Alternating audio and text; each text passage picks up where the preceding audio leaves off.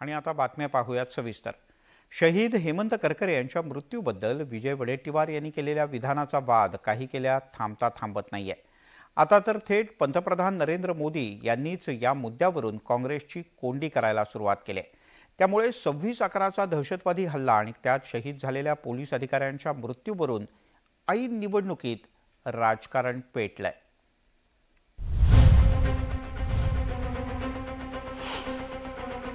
ती गोळी कसाबच्या बंदुकीतली नव्हती, कुठल्या अतिरेक्यातली नव्हती, तर ती गोळी एका पोलीस अधिकाऱ्यांची होती, आरएसएस समर्पित।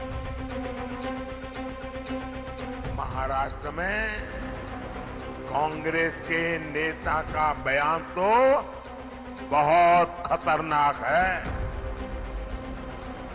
ये कांग्रेसी मिलकर अब आतंकी कसाब का पक्ष ले रहे हैं। काँग्रेसचे नेते विजय वडेट्टीवार यांच्या या विधानानं राज्याच्या राजकारणात नवा वाद निर्माण झाला। शहीद हेमंत करकरे यांच्या मृत्यूबाबत नव्यानं चर्चेला उधाण आल्याचं दिसतंय।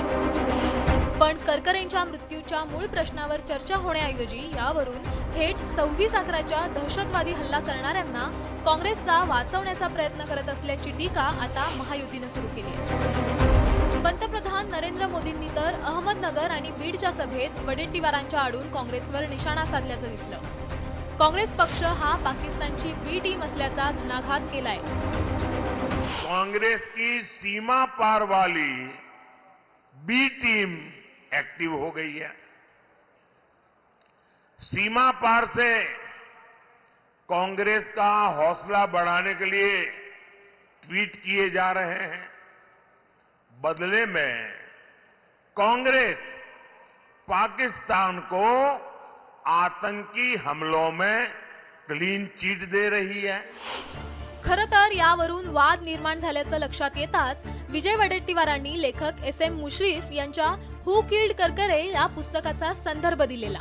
त्यानंतर मुश्रीफ यांनीही वडेट्टीवारांनी दिलेली माहिती योग्य असल्याचं सांगत हिंदुत्ववादी संघटनांवर निशाणा साधला होता। आज एका इंग्लिश पेपरमध्ये तुमची बातमी आहे की एका संस्थेशी संबंधित अधिकाऱ्याने पोलीस अधिकाऱ्यानेच हेमंत करकरेंचा बळी घेतला आणि ती वस्तुस्थिती उज्ज्वल निकम जे आज भाजपचे उमेदवार आहेत त्यांनी ती दाबून ठेवली। तर ते सविस्तर सांगा काय विषय? नाही, असं आहे की SM मुश्रीफांनी जे पुस्तक लिहिलं आहे, कदाचित वाचन तुमच्या आलं की नाही मला माहित नाही, त्या पुस्तकाचा दाखला घेऊन मी म्हटलं ज्या विचारसरणीच्या विरुद्ध करकरे हे करत होते त्या विचारसरणीचे ते हे होते अधिकारी, म्हणून त्यांना मारलं। ते एकटेच नव्हते, अनेक अधिकारी होते आणि ह्याचा फेर तपास झाला तर ते सगळ्या अधिकाऱ्यांचे चेहरे बोर्ड होतील, पण तो फेर तपास करत नाहीत। कारण ही RSSची जी विचारसरणी आहे ही ब्राह्मण्यवादी विचारसरणी आहे। पण वडेट्टीवारांकडून सारवासारव केली जात असतानाच महायुतीनं याला प्रचाराचा मुद्दा केल्याचं दिसतंय। त्यामुळं भाजप आणि शिवसेनेचे नेते याच मुद्द्यावरून काँग्रेसला लक्ष करताना दिसतायत। शहीदों का अपमान नहीं सहेगा हिंदुस्तान, आणि म्हणून मी काल म्हणालो होतो काँग्रेस का हात पाकिस्तान के साथ।